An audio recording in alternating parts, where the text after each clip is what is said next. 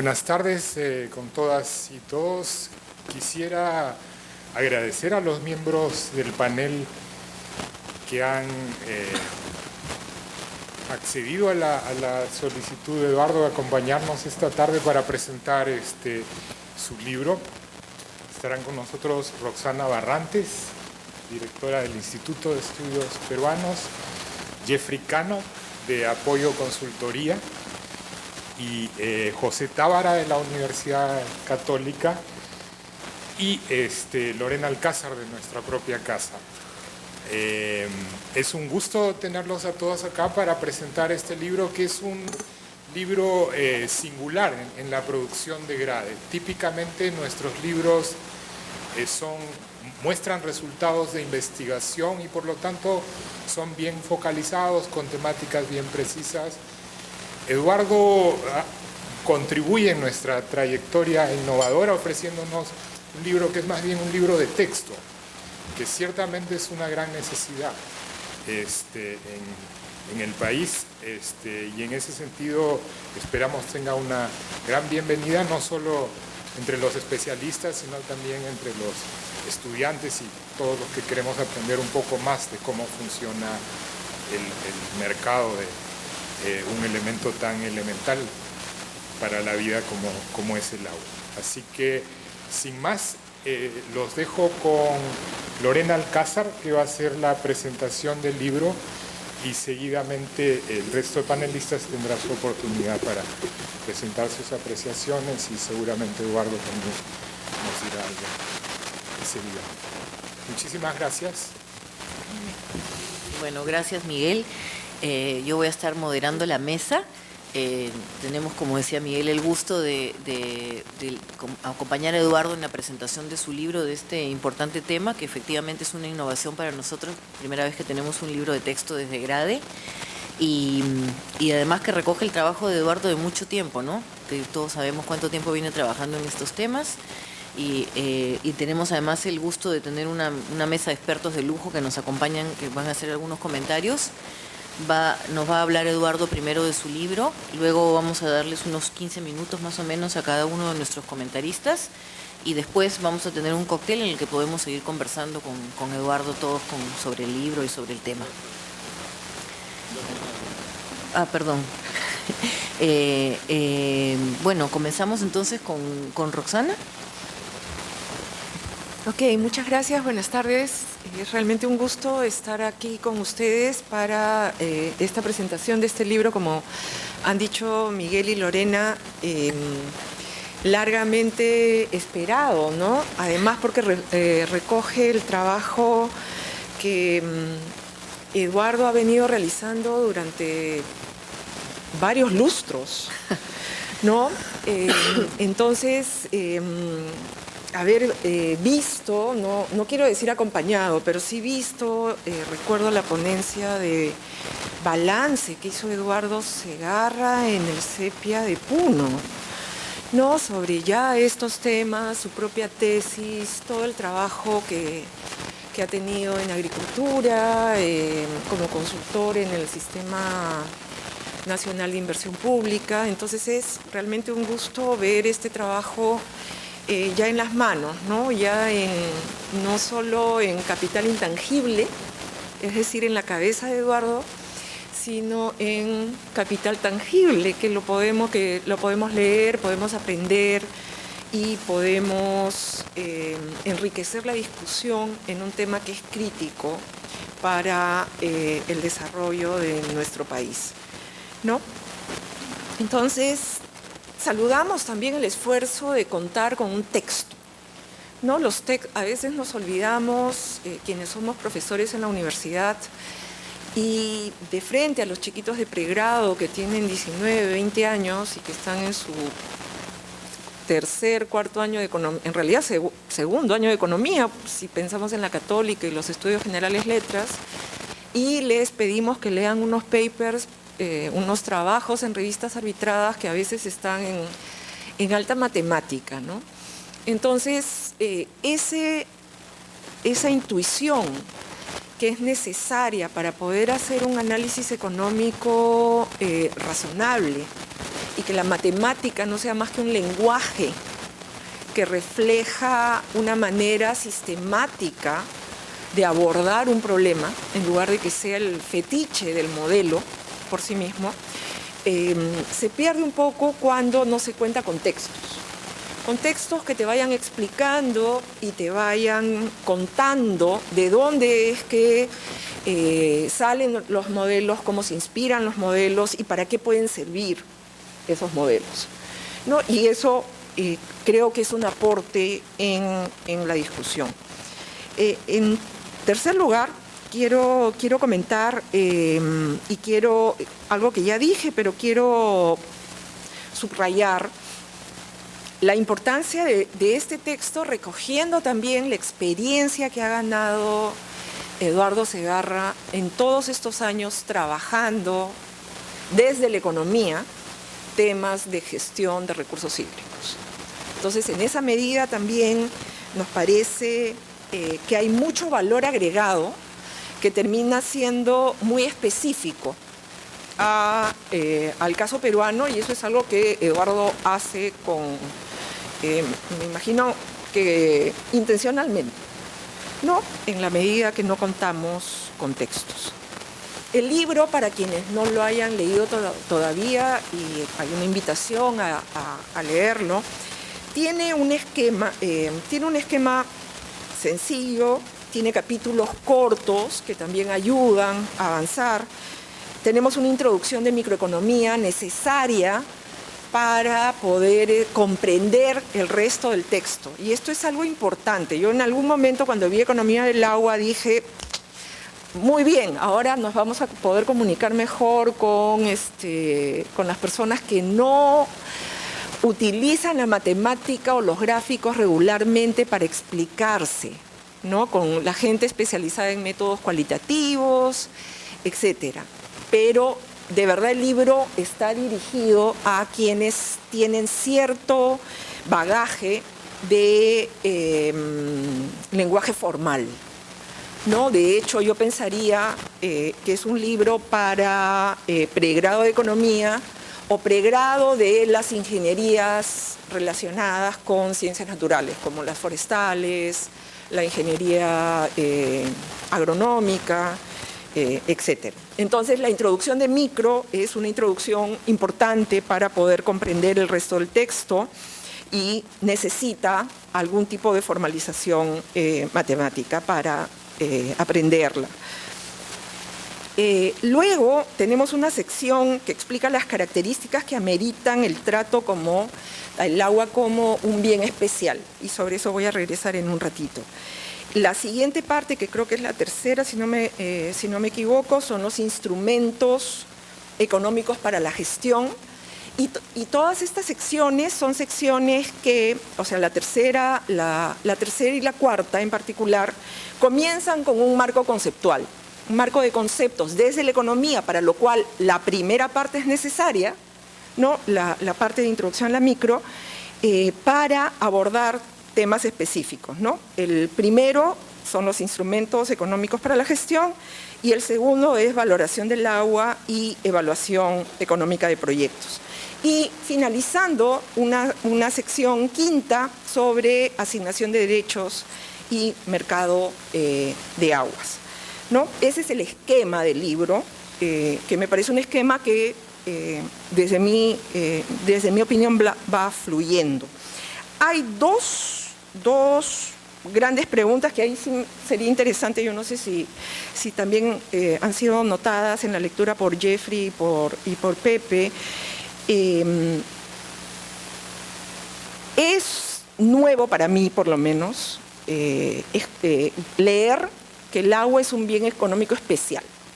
O sea, ¿qué características le dan esa especialidad? Claro, Eduardo va a algún par de características, pero es nomenclatura nueva, ¿no? ¿Cuál es esa especialidad? ¿Cuál es esa categoría dentro de las categorías de rivalidad, no exclusión? Si se congestiona o no se congestiona, etcétera, que le dan esa característica de especial, particularmente cuando a veces hay un momento que se argumenta alrededor de si es un bien privado, en términos económicos, un bien público, y ya sabemos que se puede formalizar en un marco matemático como un componente privado del bien, un servicio privado y otro componente público, es decir, no rival, no exclusivo, etc. Ahí sí me gustaría escuchar algo, alguna reacción de Eduardo. Y la otra, y ahí me parece que es porque no está lo suficientemente argumentado, es el tema de ver al ecosistema como un usuario del agua. Que lo postulas como que al inicio y a mí me llamó un poco la atención, ¿no? Porque yo no desde mi ignorancia de las ciencias naturales, yo no vería el ecosistema como un usuario del agua, ¿no? El ecosistema se compone de agua y de otros componentes de servicios y de etcétera, ¿no? Entonces, esa discusión me parece que podría debe tener Eduardo una razón para haberlo postulado de esa manera y será bien interesante escucharlo.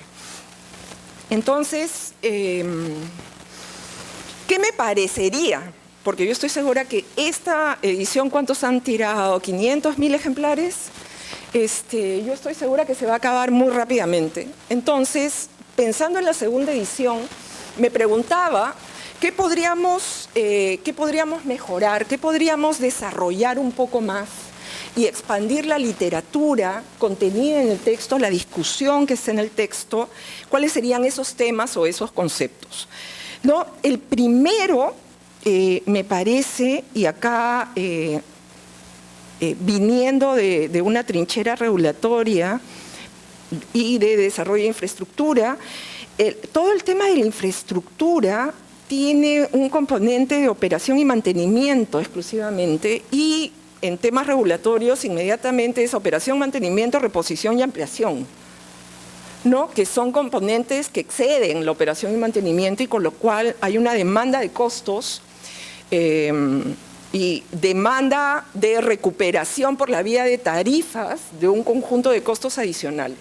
Entonces, por lo menos en lo que he notado, cuando se habla de infraestructura, hablamos de operación y mantenimiento, y nos falta ese otro componente de reposición y ampliación que viene de muy claramente, no hay forma de saltarlo desde la teoría regulatoria, cuando queremos fijar precios para los servicios finales o precios de acceso, tenemos que pensar en que la infraestructura es operada, es mantenida, es repuesta, que no es lo mismo que mantenerla, y que necesitamos ampliarla, ¿no? Para atender la demanda. Entonces, eso nos da un requerimiento de ingreso diferente. Entonces, ahí hay un tema que me parece que merecería un capítulo ad hoc, ¿no? El otro componente que me llamó un poco la atención, porque está sugerido pero no está discutido, y podrías tener un conjunto de literatura, porque existe esa literatura, alrededor de lo que es la tarifa social y los componentes de asequibilidad. No, porque cuando acá se habla de economía del agua, no se está pensando únicamente en el agua del río y cómo va a los diferentes usos industriales, sino se está viendo también el lado del uso por los hogares. Y por lo tanto hay un ejercicio que Eduardo hace con la encuesta de hogares sobre el gasto. Y alrededor de esos temas de asequibilidad y tarifa social hay una literatura amplísima que, si no desarrollada, porque no es el tema del libro desarrollar los temas de asequibilidad, probablemente sí en la siguiente edición necesitamos pies de página o anexos que expandan sobre estos temas. No, para la siguiente edición también, porque yo sé que esto ha sido un proceso largo de lograr la publicación, es también necesitamos una mirada al marco institucional. Y al marco institucional no de cuando se hicieron los estudios originales que nutren y forman la base del texto, sino el marco institucional actual. Eso sí me llamó bastante la atención, y yo creo que sí podríamos en la siguiente edición, que va a estar corregida y aumentada, tener esa mirada al marco institucional y qué ha pasado en el tiempo en el Perú, y qué podemos estar diciendo hoy ya de la efectividad de la Agencia Nacional de la Administración, de la Autoridad Nacional del Agua, que es la ANA. No, en el capítulo 12 también Eduardo elige 4 metales, que nunca nos dice por qué eligió esos 4 metales, que quizás son los más importantes. Hay algo que ahí nos faltó un poco. Alrededor también de cómo mejoramos la siguiente edición, una sugerencia va alrededor de actualizar la teoría alrededor de la valoración de todos estos bienes sin mercado, ¿no? Y hacer un poco más de referencia, porque es con las referencias que los estudiantes que van a leer este texto se van a dirigir a fuentes, se van a dirigir a otras maneras de enriquecer su conocimiento y de generar nuevas preguntas. De los precios hedónicos nos faltan un poco de referencias, me parece, y todo lo que es la nueva manera de elucidar, se dice, de llegar a valores para todos los bienes sin mercado con los experimentos, los choice experiments, y un poco más de la literatura que ahora está de moda, es cierto, está de moda, ¿no? Que los experimentos y etcétera, etcétera. Y en el capítulo 16, penúltimo punto, Eduardo nos introduce en una discusión bien interesante revisando los proyectos de pequeñas irrigaciones, ¿no? Con información pública, información que puede ser procesada, y ahí nuevamente para la siguiente edición tenemos que completar esto con cómo contrasta con el programa Mi Riego, qué se ha hecho, qué no se hizo, y alguna evaluación, porque estoy segura que de alguna manera estás participando o vas a participar en alguna de estos diseños, evaluaciones y líneas de base. Y ahora sí, el último punto de mis aportes para mejorar la siguiente edición del texto nos falta este marco conceptual para todo el tema de costos de transacción y derecho de propiedad. No, así como hemos tenido marcos conceptuales tanto de la micro como de los instrumentos de gestión y la valoración del agua, al final nos ha faltado esta teoría, ¿no? que es rica y que nos hemos podido referir de costos de transacción y derechos de propiedad. Entonces, lo que nos queda a todos nosotros, profesores y no profesores, es recomendar el libro e impulsar a que se agote esta edición y darle el tiempo a Eduardo para, desde mi punto de vista, tener una segunda edición corregida, aumentada y completada.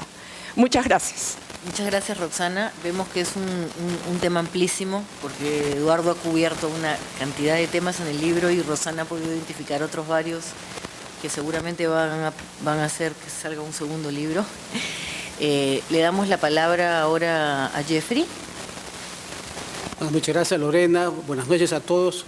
Bueno, a mí me llegó el librito, digamos, y la verdad me llamó la atención el título, del agua. O sea, no recuerdo haber visto un libro de texto, o mejor dicho, un libro con este título. Cuando lo empecé a ojear, vi unos gráficos, no vi hace 20 años, creo, o más. Entonces, no era consciente de que un libro de texto, en realidad. Luego me di cuenta que esa era quizá la intención. Pero yo creo que el subtítulo recoge mejor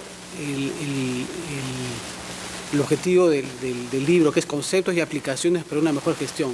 Me da la impresión que ese es quizás fue el título original, no lo sé, pero en fin. Entonces, yo lo que más me gustó, yo no hablar 15 minutos, normalmente hablo poco, pero lo que más me gustó del libro, que fue muy didáctico y explicar el tema de la gran falla de mercado, que es un bien público, ¿no? Entonces tiene un grafiquito donde hace una tipología, digamos, de todos los distintos usos del agua, y si es rival o no rival, y si excluye o no excluye a usuarios, ¿no? Entonces yo creo, claro, cuando lo ves ya sistematizado en un solo gráfico, creo que comunica muy bien y creo que también ayuda, digamos, a pensar en el qué hacer respecto a, digamos, a estas fallas de mercado. Ahora, sí creo que quizás hay conceptos que quizás podría ser complementados o aplicaciones que podrían ampliarse. Yo creo que la gran pregunta ya desde el punto de vista de bien público es, claro, la gente no quiere pagar, ¿no? O sea, esconde su valoración del bien, y quizás en la parte de conceptos hubiera sido interesante, igual que hay una micro de, digamos, neoclásica, que me llamó la atención también, pero más tema de tipo de información asimétrica, porque el tema es de siempre acá se discute por qué la gente no quiere pagar agua, ¿no? Cuando yo he estado con gente que sí sé que pueden pagar, o sea, como eran cosas, dicen, bueno, estamos pagando operación de mantenimiento, pero capital ni hablar, ¿no? Capital que lo paga el Estado. Entonces, ¿por qué ese comportamiento oportunístico? Creo que valdría la pena también ponerlo como concepto. Igual, ¿no? Pues, en el tema de aplicaciones, Eduardo hace énfasis en la dificultad de medir el consumo de agua por el tema del alto costo que tiene eventualmente medir los metros cúbicos de los agricultores. Todo eso pues nos habla probablemente del costo de transacción que existe eventualmente en estos mercados, estos potenciales mercados. En fin, entonces, y en términos de conceptos y aplicaciones, creo que si estamos hablando de bien público sería importante también algún ejercicio de brecha de infraestructura. Creo que el IPI hizo uno, pero un poquito la carrera quizás, porque la gente no piensa en brechas de infraestructura en irrigación, ¿no? Entonces ahí nuevamente tomaría el gráfico de Eduardo, ¿no? No solamente en irrigación, sino en toda esa tipología que él plantea. O sea, cuáles son las brechas que habría que empezar en ese gráfico. Y además yo diría, hablando de la mejor gestión, creo que Eduardo hace mucho énfasis en el tema de precios, que es el punto focal de los economistas, pero probablemente qué otros instrumentos se podrán usar como economistas en esas otras tipologías que él plantea para los bienes mixtos, ¿no? Entonces ahí probablemente lo que mencionaba Rosana ahorita, la economía experimental, ¿no? Cómo hacer para idear esquemas que ayuden a gestionar mejor estos bienes mixtos. Creo que también es útil, él al final tiene como una suerte de guía de aplicaciones, o sea, como la estimación de las tarifas, ¿no? La posición de mantenimiento. Creo que eso también para alguien que está en la práctica, digamos, de hacer algún tipo de estudios, creo que también son útiles. Pero también coincido con Rosana el tema institucional, que nuevamente me parece clave. Ya se dio esta ley de recursos hídricos hace unos años, pero la implementación de la ley creo que todavía está muy verde. Hay una serie de conceptos en la ley que no se han reglamentado. Por ejemplo, el tema de eficiencia. Supuestamente si alguien es más eficiente en el uso del agua, se le da un certificado de ser eficiente, y eso lo puede usar para eventualmente pedir un cofinanciamiento del Estado. Entonces hay una serie de temas que no han sido, creo yo, desarrollados. Creo que valdría la pena hacer mayor énfasis en esos puntos. Y luego el tema institucional en sí mismo. Creo que Lana quizás nació un poco mal, porque no nació como regulador. Y si uno compara, en verdad tiene las mismas funciones que tendría un regulador del mercado, ¿no? O sea, fija tarifas, resuelve controversias entre administrados, ordena, digamos, la actividad, tiene capacidad normativa de alguna manera a través del ministerio, pero se le dio digamos, nació como organismo técnico especializado, pero dependiendo del Ministerio de Agricultura, y por tanto creo que no maneja bien este gráfico que menciono de los distintos bienes mixtos en este recurso, ¿no? Entonces, a mí me parece fundamental hacer una suerte de upgrade de Lana, darle mayor autonomía, pero probablemente que sea más independiente el propio sector de agricultura, y eso es lo que viene de los sentimientos encontrados porque normalmente uno tiende a tratar de favorecer a la agricultura, porque están los pequeños agricultores, lo más pobre está en ese sector, vis a vis pues, los otros sectores tipo minería, industria. Pero realmente creo que probablemente habría una mejor gestión si fuese un poco más neutral el ANA, ¿no? Y si desarrolla a plenitud las competencias de su ley de creación. Bien, me di un poquito al final, pero nuevamente creo que sí es un bonito texto. Y también, bueno, hace tiempo no enseño, estoy ahorita recién retomando, pero lo voy a tomar. Muchas gracias, Jeffrey. Escuchando a Jeffrey, recuerdo que cuando estaba Eduardo en el proceso del libro y los comentarios que recibió de un lector, hablamos de este tema institucional, ¿no? De cómo cubrirlo, ¿no? Y me imagino que uno de los retos que debes haber enfrentado escribiendo el libro es tratar de entre lo conceptual y lo aplicado, ¿no? Y me parece, pero quizás nos podrías comentar algo de eso, que has tratado de hacer un poco atemporal, ¿no? Porque si no, el tema institucional, legal, es muy rico y cambia constantemente y como que me parece que el libro perdería rápidamente vigencia si se entra mucho en eso. Creo que algo hablamos de eso, pero ciertamente debe ser una tentación no hacerlo, porque hay tanto por hablar ahí. Y lo otro que debe haber sido un gran reto es el pretender hablar para economistas y no economistas, que es otro tema bien complicado, ¿no? Bueno, le cedemos la palabra a nuestro último comentarista, José Tábara. Bien, muchas gracias, Lorena, y muchas gracias a Grade y a Eduardo por la invitación. Muchas gracias ciertamente también a todos ustedes que están acá. Confieso que tengo una tensión porque no estoy seguro bien a quién dirigirme, si dirigirme al público o dirigirme a Eduardo. Creo que hay pocas oportunidades y pocos espacios para comentar en detalle un libro, aunque pueda sonar un poco autista para ustedes. No voy a resistir la tentación de entrar ya en el detalle más técnico y más conceptual del texto. Trataré de evitar ciertamente que esto se vuelva aburrido, pero voy a citar algunos pasajes que me parecen centrales y formular algunas observaciones que también me parecen importantes. El libro mantiene, creo que tiene una excelente estructura y por lo tanto da para un desarrollo, para mejoras que sin duda pueden enriquecer futuras ediciones. Estoy seguro que se va a agotar porque creo que es uno de los pocos textos que existe sobre la economía del agua. Hay un texto en camino sobre economía de la energía, dicho sea de paso, y hay otros textos. En estas maestrías en regulación de servicios públicos se empiezan a producir textos de este tipo y sin duda va a ser el texto de referencia para lo que es agua y saneamiento, no solamente agua y saneamiento, sino para todos los usos del agua.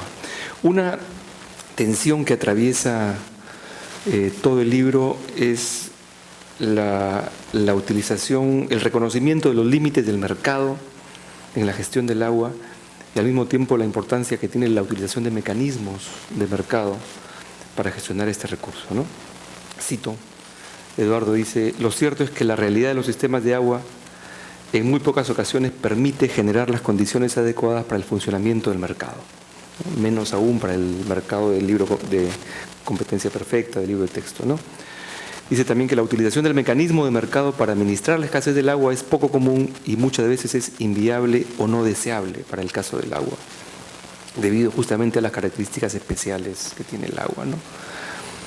Y también afirma lo siguiente, que normalmente no sea factible ni deseable organizar un mercado para distribuir el agua en un espacio determinado, no elimina la utilidad de algunos conceptos básicos de economía, ¿no? Como la tecnología y los costos. O sea, hay una tensión ahí que me parece muy saludable, que no sé si Eduardo explícitamente la resuelve o no, pero creo que se resuelve entendiendo al mercado como instrumento, ¿no? Y no como objetivo, ¿no? Que es una vieja discusión más ideológica, ¿no? Los mercados hay que utilizarlos hasta donde sea posible y cuando no es posible hay que pensar en otro tipo de mecanismos, como bien lo pone en evidencia el texto, ¿no? Creo que yo leí muy rápido, en realidad hojeé la primera parte, que son los 4 capítulos de introducción a la microeconomía, y pasé más a las segunda, tercera, cuarta y quinta sección que terminé de leer hoy día, creo que uno de los temas centrales es justamente la discusión del agua como bien público. Y este gráfico que presenta el texto en la página 67, el gráfico 6.2, donde se presentan los diferentes usos del agua y las dos dimensiones, exclusión por un lado y rivalidad por otro lado, que son las dimensiones o atributos del bien público, me parece que permite organizar y centrar mejor la discusión. El problema, claro, es que no solamente hay dos dimensiones, hay más dimensiones. Las externalidades no están metidas en este gráfico, que podría ser un gráfico tridimensional, ¿no? Haría más complejo el análisis. Pero, a ver, una primera entrada es el tema de la rivalidad, que creo que Eduardo asocia demasiado rápidamente con la noción de escasez, ¿no? Cito, en los usos que se ubican en las partes más a la derecha del diagrama ya se encuentra una mayor rivalidad y por ende son bienes económicos en los que se requieren mecanismos para administrar la escasez compartida, ¿no? El concepto de escasez compartida recorre buena parte del análisis del texto. La escasez hay que administrarla, hay diferentes mecanismos para administrarla, pero no estoy tan seguro de que podamos establecer una relación tan directa entre rivalidad y escasez, ¿no? Podríamos tener, por ejemplo, situaciones sin mayor escasez y, sin embargo, con conductas o prácticas contaminantes que generan tensiones y rivalidad. Y viceversa, situaciones de escasez compartida y bien gestionada que no generan tensión ni rivalidad, ¿no?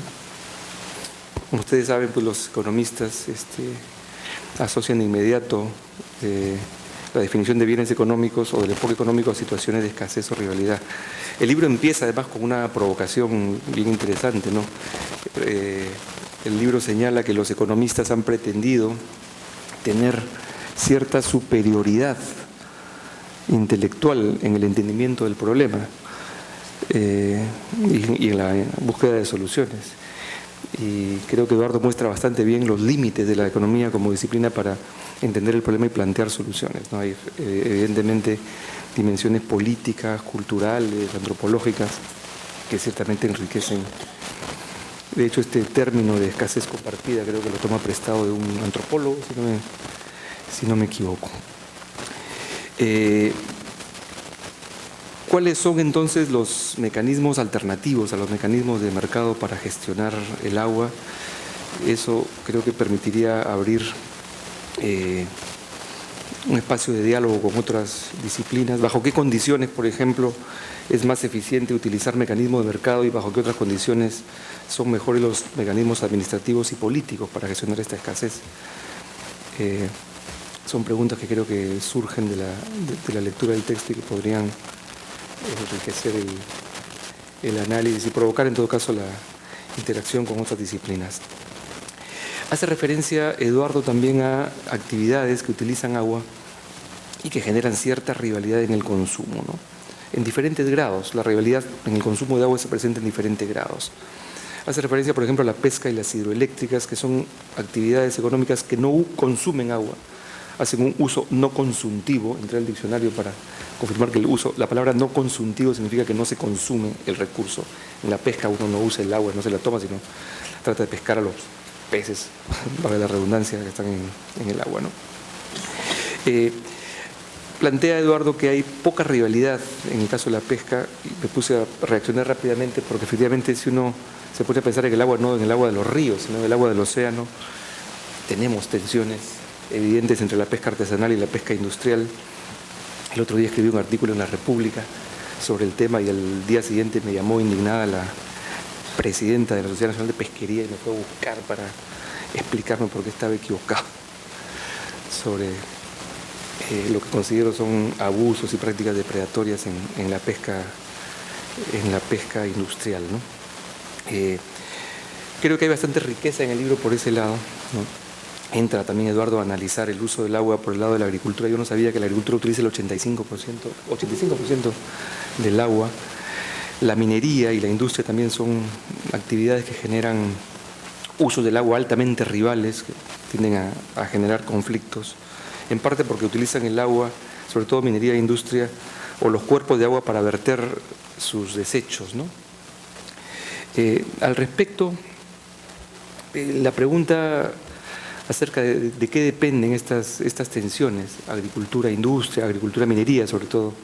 El grado de rivalidad entre ellas va a depender ciertamente de la magnitud de los flujos, pero quizá también de la percepción de que la magnitud de los fondos o las posibilidades de conservación de las fuentes de recursos hídricos pueden agotarse en el futuro. Hay una sensibilidad ahí, no sé si cultural, de las nuevas generaciones por el agotamiento de las fuentes que habría que incorporar en el análisis.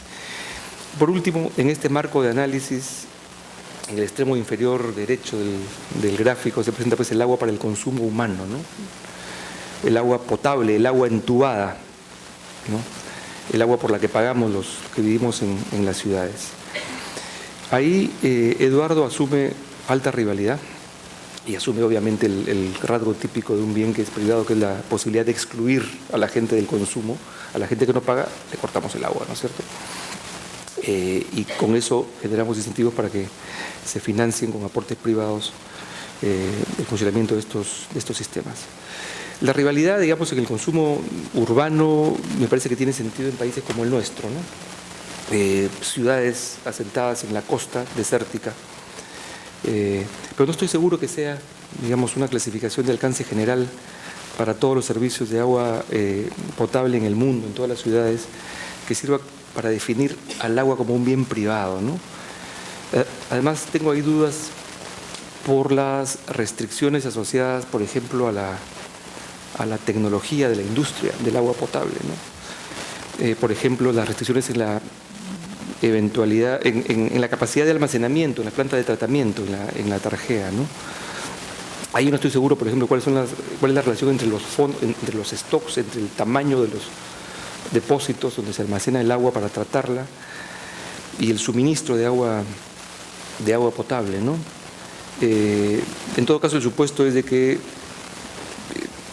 hay escasez y hay rivalidad en el consumo de las ciudades, pues este no es un supuesto trivial, ¿no? Que es un supuesto bien importante, que no estoy seguro que pueda admitirse como un hecho dado. Habría que examinarlo en todo caso, entrando al detalle de la tecnología de la industria, y en particular la relación entre los flujos y los stocks y los fondos, ¿no? Eduardo también establece analogías, ¿no? con otras industrias de redes, en particular creo que menciona electricidad, telecomunicaciones. Pero hay un problema clave, ¿no? que distingue a estas industrias. Yo me imagino, y de hecho lo vemos, a las empresas de telecomunicaciones promoviendo que la gente consuma más servicios, promoviendo más tráfico.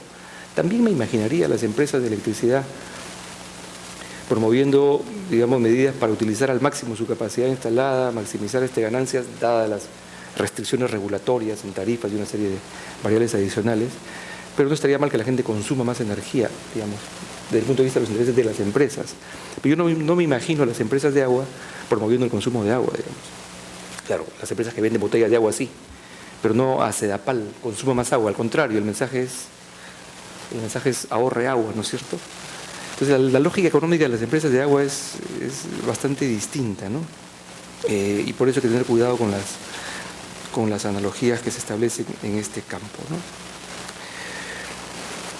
Eduardo tiene una referencia permanente también, bueno, aparece en varios pasajes del libro, nos recuerda que la producción de agua requiere de inversiones en gran escala en infraestructura, de almacenamiento, control y distribución del recurso, las grandes represas, etcétera, etcétera, ¿no? Y se pregunta qué pasa cuando solo puede haber una firma por razones económicas, como el caso de estas grandes infraestructuras, ¿no? Y dice que los economistas le han llamado a esto monopolio natural, cito, aunque de natural no tenga mucho en realidad, pero sí de monopolio. No le gusta, yo coincido, creo que la expresión monopolio natural no es muy feliz. Quizá monopolio material sonaría mejor en oposición a monopolio social o monopolio económico, ¿no? Pero en economía el concepto de monopolio natural tiene una connotación muy precisa, ¿no? Se hace referencia a las propiedades de la función de costos de una empresa, ¿no? Técnicamente se dice, si la función de costos tiene subaditividad en el rango relevante, tenemos un monopolio natural. Entonces, lo natural se refiere pues a la tecnología.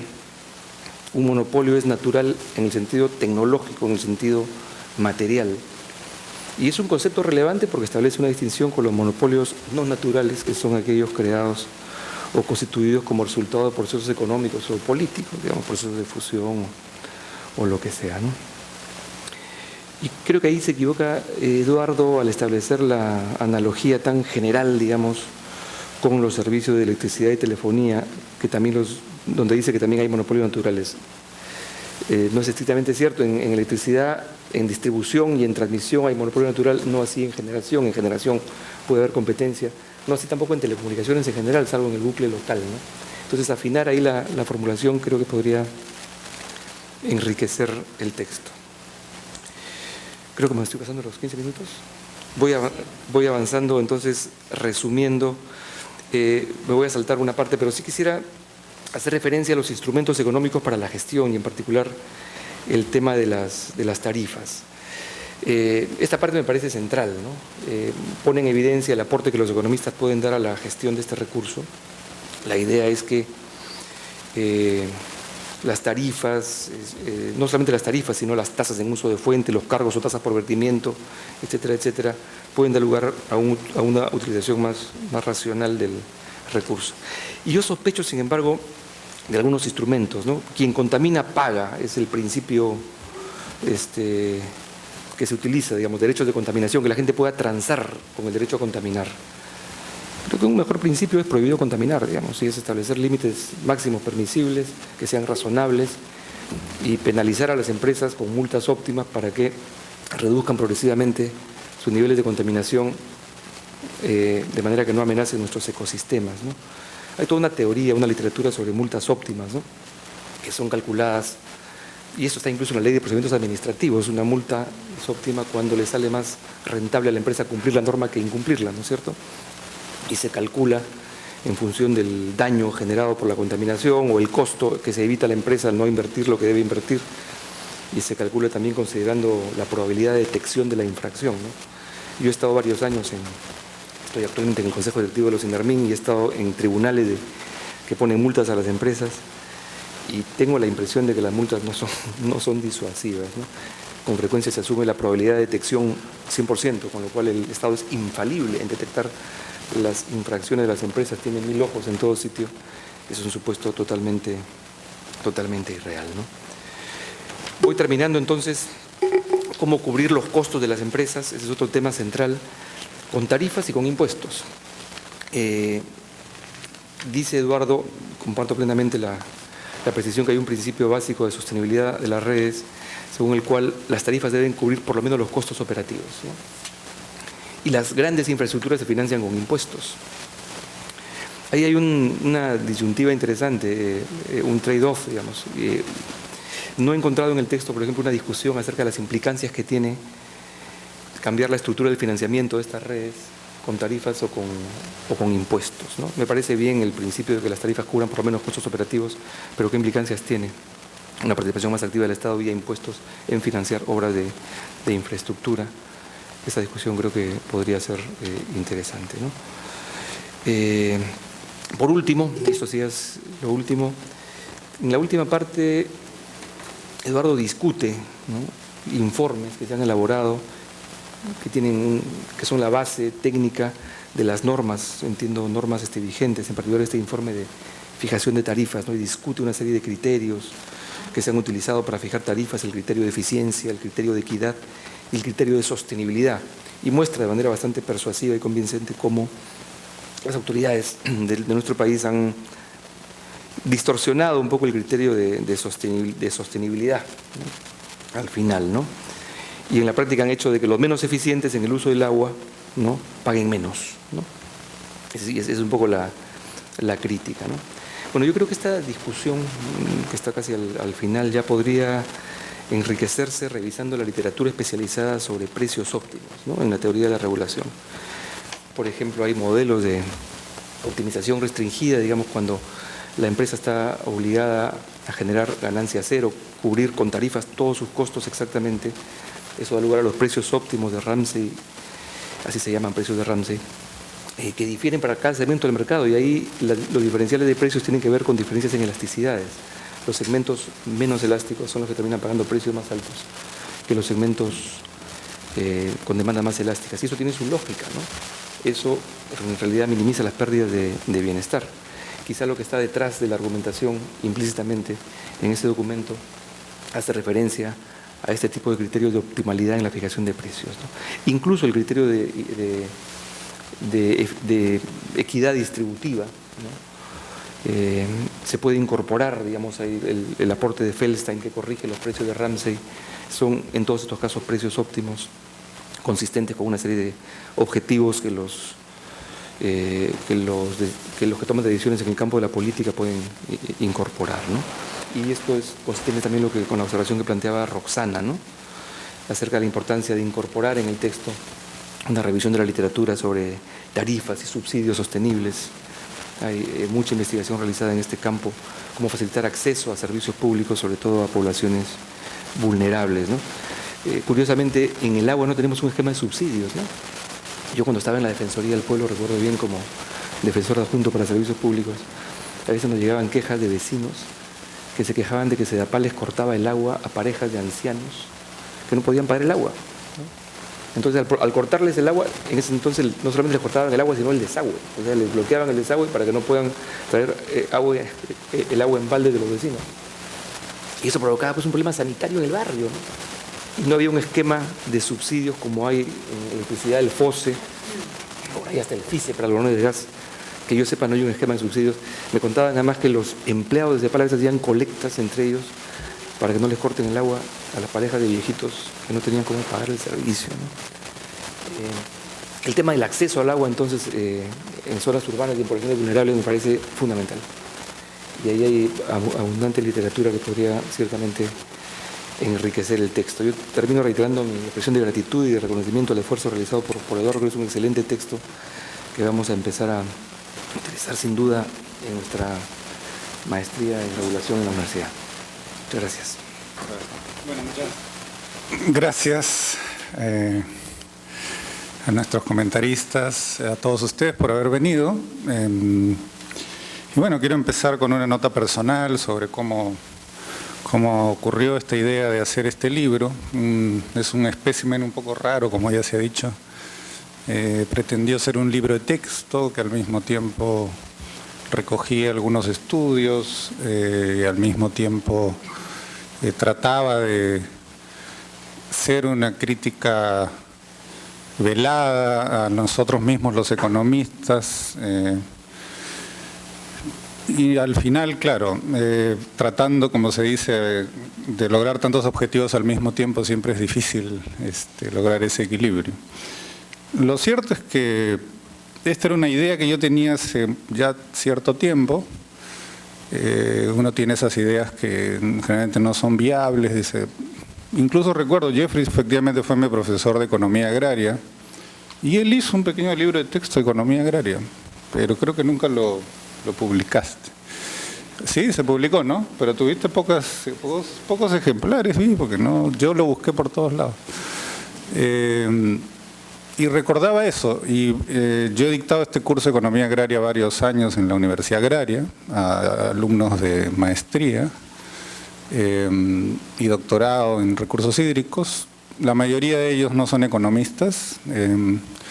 Y bueno, lo primero que yo trataba de buscar era algún libro de texto para que no tener tanta dificultad en enseñarles los conceptos básicos y tratar de conectarse, como se dice, con la sinapsis de personas que no han estudiado economía. Y no había encontrado por ninguna parte, ni siquiera en inglés. He buscado Economics of Water, creo que se puede decir, o algo así, o Water Economics, o lo que sea. Nada. Y me sorprendió. O sea, ¿cómo es posible que, y siendo tan importante el agua, y siendo el sustento de tantas cosas, para empezar de la propia vida en el planeta y de todos los sistemas sociales y económicos, los economistas no hayamos planteado la necesidad de ponerla como un objeto de estudio central y desarrollar pues toda una capacidad para aplicar nuestros conceptos.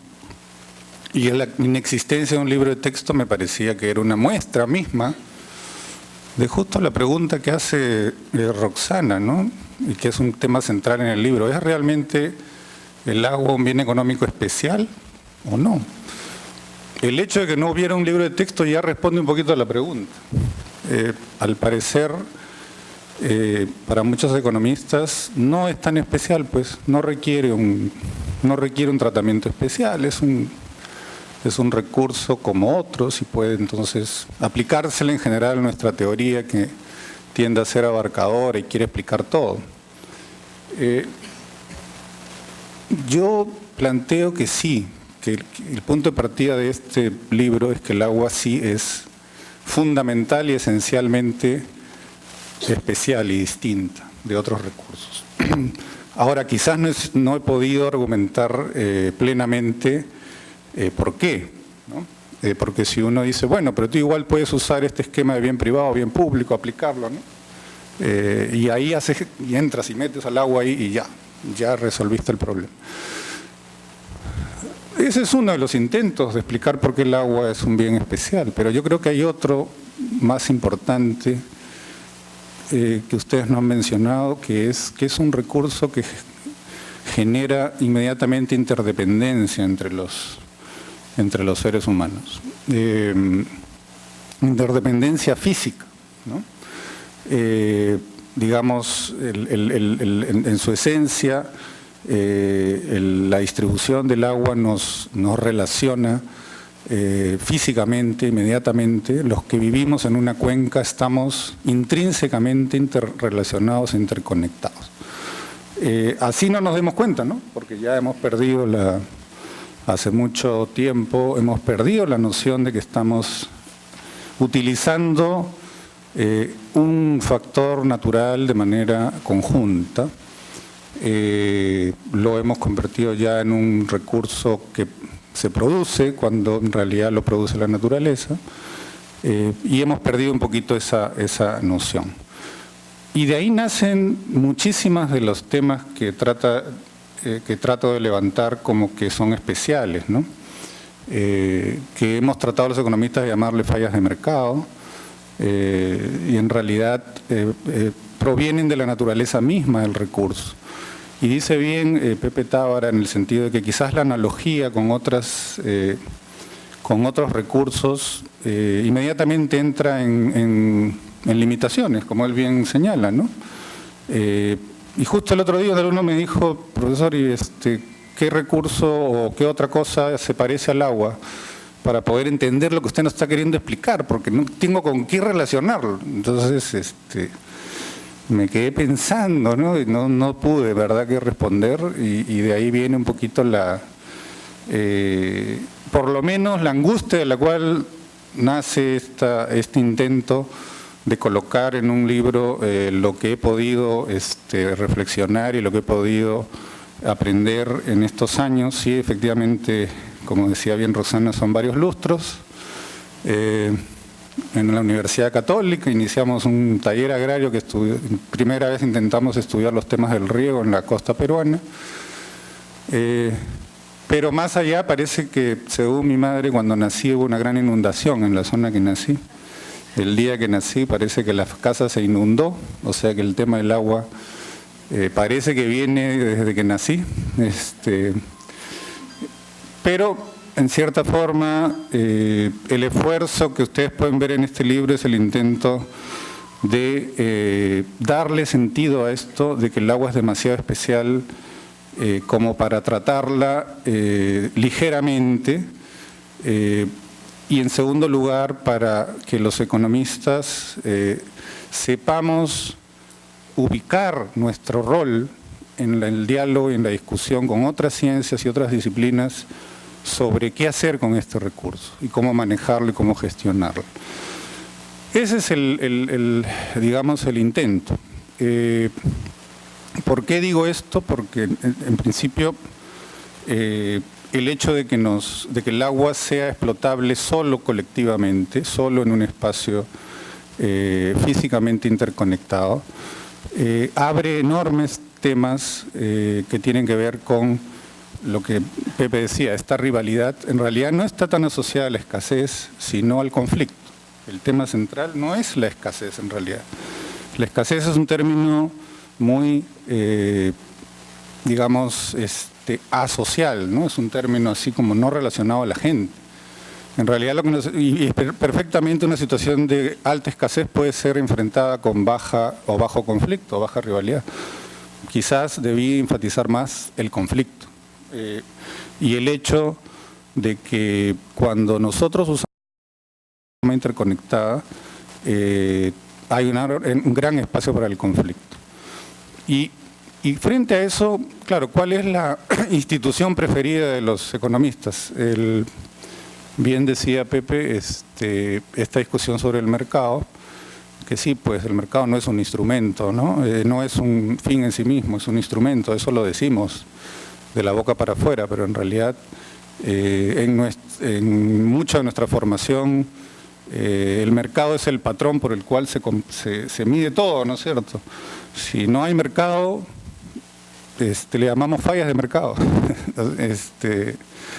No, es como hablar de fallas de Dios, ¿no? Donde no hay Dios, hay fallas de Dios. Entonces para nosotros es como que el mercado es Dios.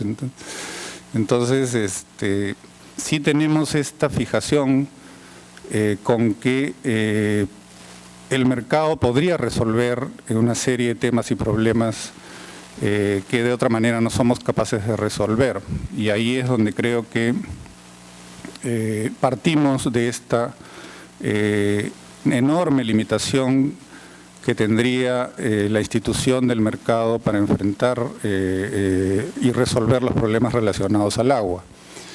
Y lo dice alguien que ha hecho su tesis sobre el funcionamiento de un mercado en Chile. Yo he visto, poca gente ha visto funcionar un mercado de aguas en la agricultura en el mundo, porque es una institución muy rara, yo la he visto y he visto que puede funcionar bajo condiciones muy, muy precisas, muy complejas y no generalizables, ¿no? El experimento y el caso chileno que yo estudié es un caso que lo más curioso es que en realidad no es generalizable ni siquiera al interior de Chile. Es un valle muy especial que tiene un enorme embalse regulatorio que permite que el agua sea almacenada y alcance para 3 años el reservorio, es un reservorio muy grande. Y eso permite intercambios con un mínimo nivel de predecibilidad entre los actores. Entonces ya, si uno quisiera decir, bueno, pero apliquemos esa receta a todas partes, no se puede, no se puede. Tenemos que partir por reconocer que no se puede. ¿Qué es lo que se puede y qué es lo que la especie humana ha hecho con el agua entonces? Y ahí es donde tenemos que relacionarnos con todas otras disciplinas. Obviamente el agua ha sido gestionada con esquemas de gobernanza diversos, con procesos diversos de asignación, de maneras de definir derechos, del manejo de esta escasez compartida en forma diversa, y rara vez han funcionado esquemas basados en el manejo privado individual del recurso. Lo que ha predominado más en general es tener reglas que estructuren, digamos, la distribución y la asignación del agua en forma donde entran en juego actores colectivos pero también privados y hay esta interacción.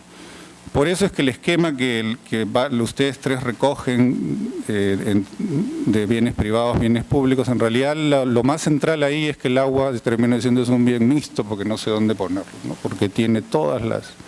si ustedes ven en una clasificación, lo ideal es tener claridad dónde se ubica el agua y resulta que se ubica hay para todas las posibilidades.